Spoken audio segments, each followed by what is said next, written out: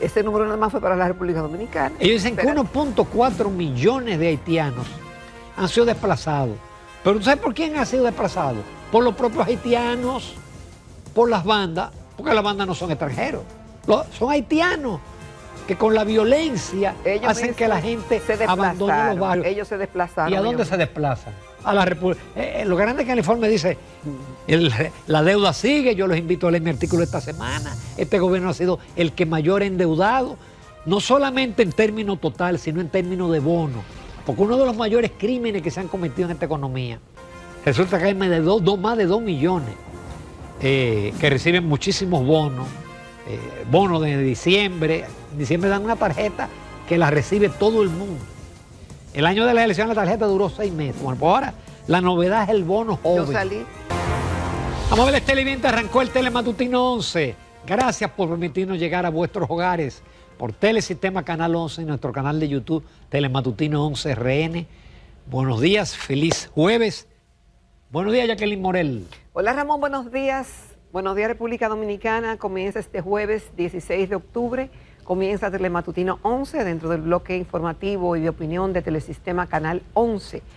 La bienvenida a todos. Vamos, como siempre, a comentar algunos temas de actualidad, rapidito en los comentarios. Y hoy tenemos el privilegio de contar con la participación del doctor Alejandro Crisanti, él es socio director de Ecoanalítica, consultor económico y empresarial local e internacional. Así que les invitamos a que estén con nosotros esta mañana en el programa. Exactamente, hay muchos temas, algunos bastante sobrios. Por ejemplo, ustedes saben que el Departamento de Estado de los Estados Unidos emite una serie de informes sobre diferentes tópicos. Claro, como es la gran nación, ellos pueden señalarnos errores a nosotros, que ellos lo hacen, o lo hacen peor, pero bueno, al fin y al cabo es el imperio. En este caso, es sobre la trata de personas. Se parece bastante al anterior, que era sobre la inversión extranjera. Ellos primero se van en elogio de que el gobierno ha mejorado, de que han apresado gente que está en contrata, que el gobierno ha denunciado funcionarios involucrados. Pero entonces después va a la segunda parte a cuestionar y dice que la gente, muchos de los funcionarios que están a cargo de este tema de la trata, del tráfico de personas, que no son capacitados, que, en fin, es una especie como de una de cal y otra de arena, que en algunos casos es verdad lo que dicen, en otros no. Bueno, este informe al cual tú te refieres, Ramón, tiene luces y sombras para la República Dominicana. Y yo digo que representa una magnífica oportunidad, como siempre, que surgen obstáculos, de sacar conclusiones y de tomar acciones adicionales a eso. Y se destaca que se observó que el nepotismo en los procesos de contratación resultó que muchos procesos gubernamentales están relacionados con la lucha de la trata de personas y que fueron ocupados por personas que no tienen el expertise, que no tienen la preparación y que no tienen la experiencia para manejar estos casos. También dice ese informe que la República Dominicana no cumple con los estándares mínimos para la eliminación de la trata de personas, pero que está realizando importantes esfuerzos para lograrlo. Se recuerda que Estados Unidos,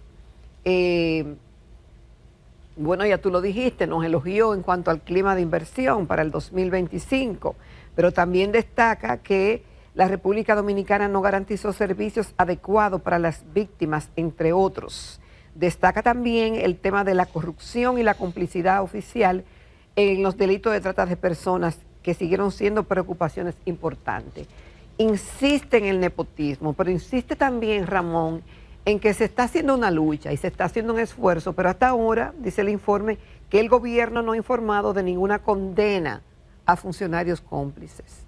Es decir, que pueda que se haga el escándalo y se diga, bueno, encontramos tal y cual anomalía en este tema y fueron señalados fulano, sutano y mengano. Pero ¿qué pasó con esas personas? ¿Realmente hubo una sanción del tipo que amerita el caso y que con ello pueda servir de disuasión para que otros no incurran en esa práctica tan lesiva para el país?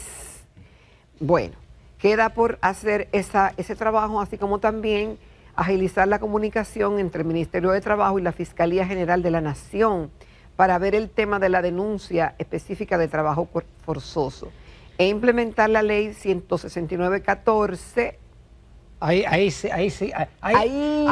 había un funcionario demócrata de por medio de que para expedir documentos de nacionalidad Sí, a los dominicanos elegibles. Eso pasó y fue un fracaso. Ahí se gastaron miles de millones de pesos porque la idea era regularizar. Ese era un plan de regularización a los haitianos, no los dominicanos, porque los dominicanos tienen que regularizarse.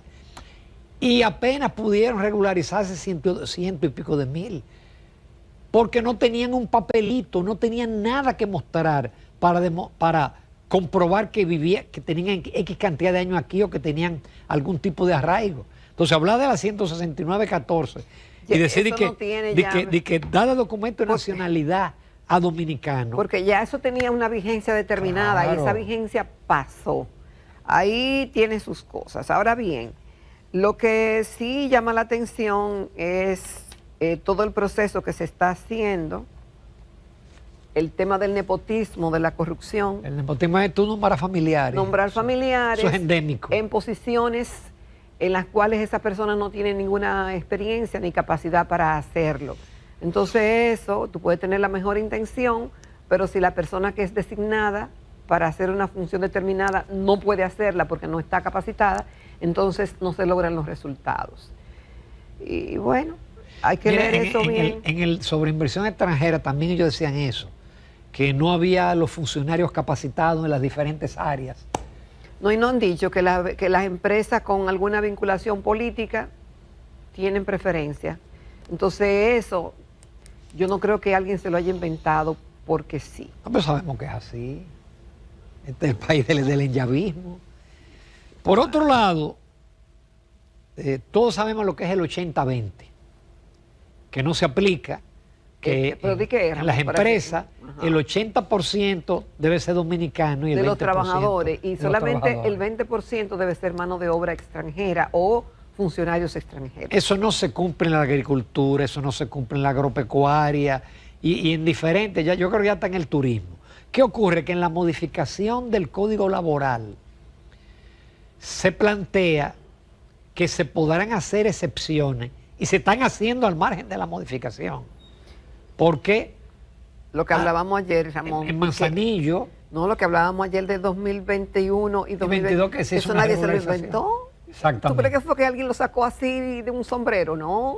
Y a los bananeros le permitieron. Pero bueno, en la ley dice que es el Poder Ejecutivo el que autoriza. Y 49 asociaciones y 53 compañías que integran el CONEP, ellos piden que no, que sea el Ministerio de Trabajo. ¿Y cuál sería la diferencia, Ramón? Que es más fácil con el Ministerio de Trabajo. Que con el ya, Poder Ejecutivo. Mira, porque justamente se ha hablado mucho de esa proporción 80-20. Todo el mundo sabe de que esa proporción en algunos rubros no es posible. Entonces habría que hacer un ejercicio de sinceridad, Ramón. Pero bajo acuerdo, y esos acuerdos tienen que ir al Poder Ejecutivo. Aparentemente sería el camino más idóneo. Por el artículo 145 que lo habilita para la concesión de permisos que serían válidos por un año a industrias agrícolas, aceptando adquisición de empleados extranjeros cuando se registre un exceso de la proporción legal. Yo prefiero que lo hagan así y no que lo hagan como lo están haciendo ahora, Ramón, que no se cumple y que todo el mundo tiene lo que quiere. Y fíjate, tanto es así que cuando el gobierno comenzó de verdad a deportar a través de migración, esos sectores tiraron el grito al cielo y dijeron que iban a parar, que la agricultura estaba paralizada, que la construcción estaba paralizada, que ya no se podían importar los bananos, exportar, porque no había la mano de obra. ¿Por qué? Porque no estaba legal. Simplemente porque se estaban contratando de manera ilegal, porque si no se hubieran quedado. Claro. Entonces, pero perdón, todavía ellos insisten que las agrupaciones de colectivos han sido afectadas por las masivas deportaciones realizadas. Por eso, porque ellos no estaban... Pero eso no es verdad, señores. Aquí la construcción sigue, la construcción privada, la que está parada es por problemas de tasa de interés, de precio elevado, pero tienen los obreros, la agricultura tiene los obreros, el turismo tiene es decir, el personal haitiano que se necesita y algo más, ellos lo Mira, tienen. pero por un tiempo, yo no sé cuál es ahora la situación, pero cuando muchos se autodeportaron y otros, las autoridades los deportaron, hubo un hoyo al punto de que el ministro de Agricultura dijo que otorgó permisos para determinados sectores. Y Copardón, y de una vez dijo, pero también nosotros queremos lo de nosotros, perdón, lo de la industria de la, ¿cómo se llama? Lo de Acoprovi, perdón. Acoprovi. Dijo que, pero nosotros queremos lo de nosotros también para que sigan las construcciones. Y ahí como que desmintieron de que se estaban otorgando esos permisos.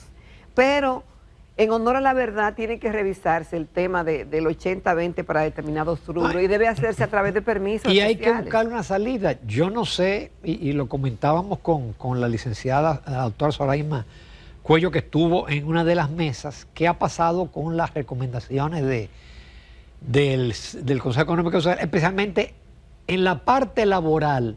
¿Cuáles fueron? Porque eso hay que buscar una salida. Pero la salida no es regularizar a todos los haitianos que estén en República Dominicana. Porque que si no se nos va a meter a Haití. Mira ahí la información que dio la Organización Internacional de las Migraciones. Que yo creo que tiene el número malo. Sí, está poquito. Ese número nada más fue para la República Dominicana. Ellos dicen que 1.4 millones de haitianos han sido desplazados.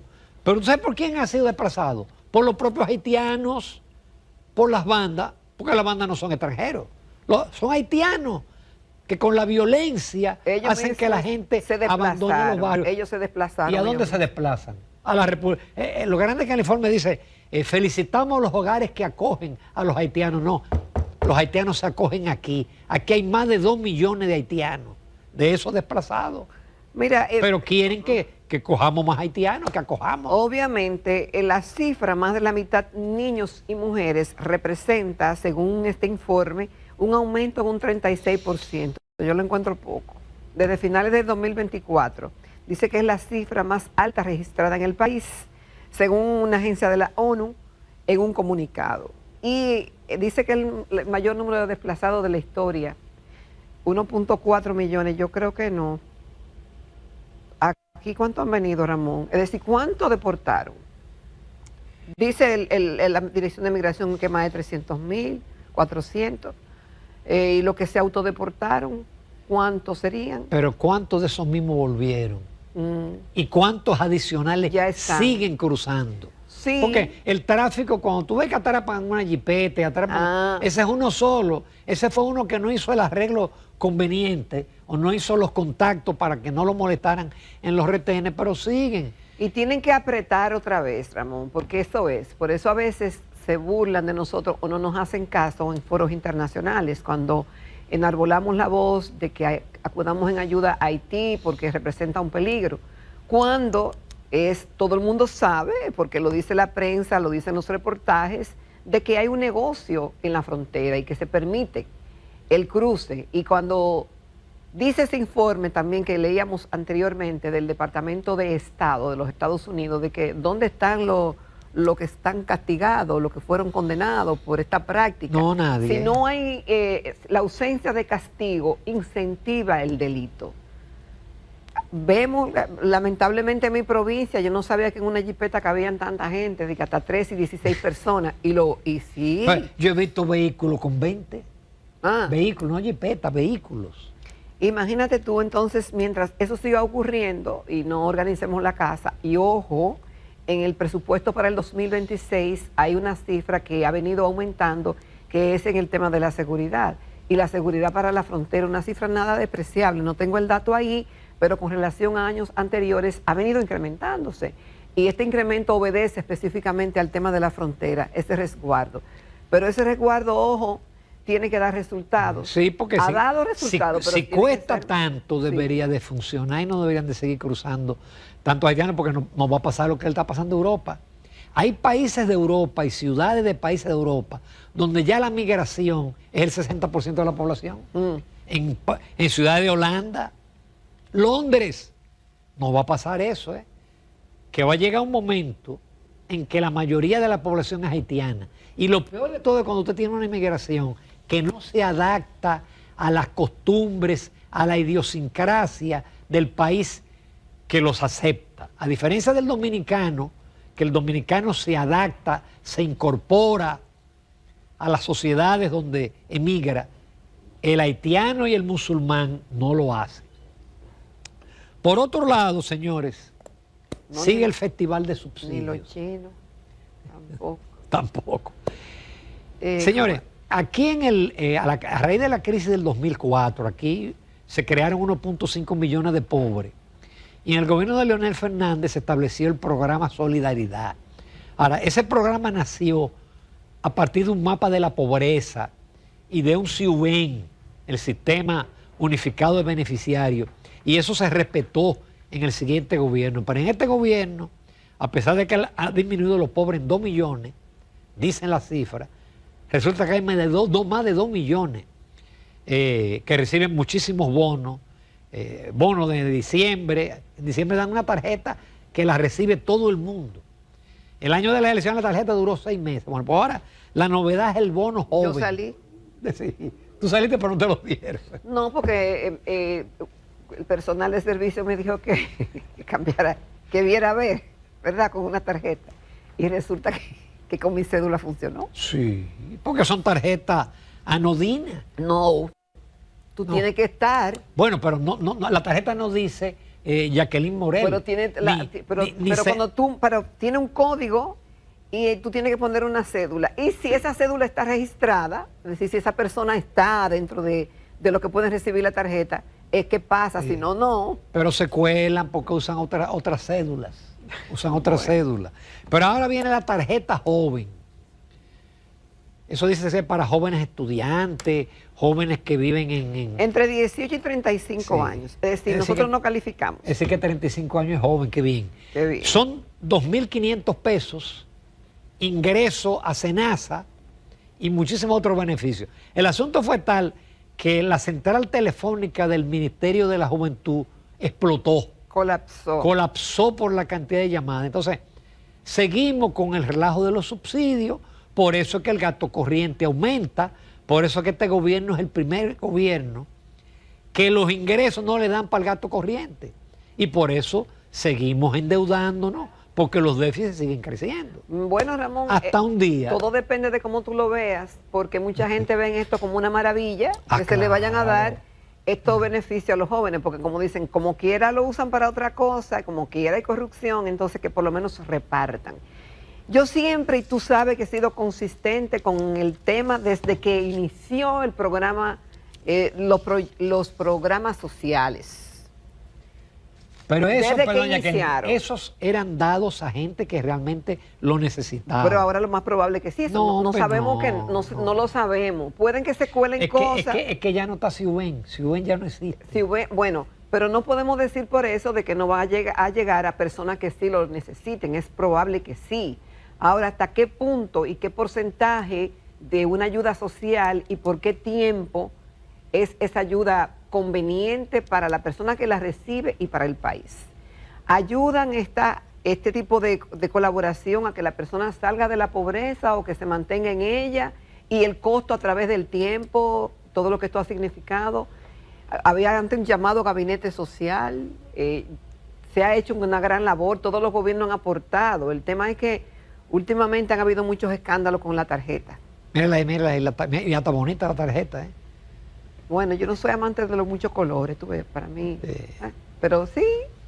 Bueno, ahí está. es para los jóvenes, es Sí. para los jóvenes. Bueno. Pero insisto, por eso es que el gasto corriente se sigue incrementando, porque resulta que todos esos subsidios somos tú y yo que lo pagamos, Jacqueline. Bueno, pero hay que ver hay que y el ver invitado, es decir, somos nosotros con nuestros impuestos Hay que ver, Ramón, pagamos cómo- ese dislate, pero claro, gracias a eso tú tienes que 4 millones de dominicanos dependen del Estado, clientelismo político. Bueno, Ramón, pero Eso ¿quién es. comenzó esa política de esa ayuda social? Eso comenzó en los gobiernos del PLD. Pero era bien llevado. Pero yo no sé. Era con SIUBEN. Bueno, pero no sé si ahora es tan mal llevado. No, yo sí El sé. tema ¿Por es- qué? ¿Tú sabes por qué? Porque de acuerdo a los datos del Banco Central, la pobreza ha disminuido. Y si la pobreza ha disminuido, ¿por qué tú tienes 2 millones adicionales en el programa?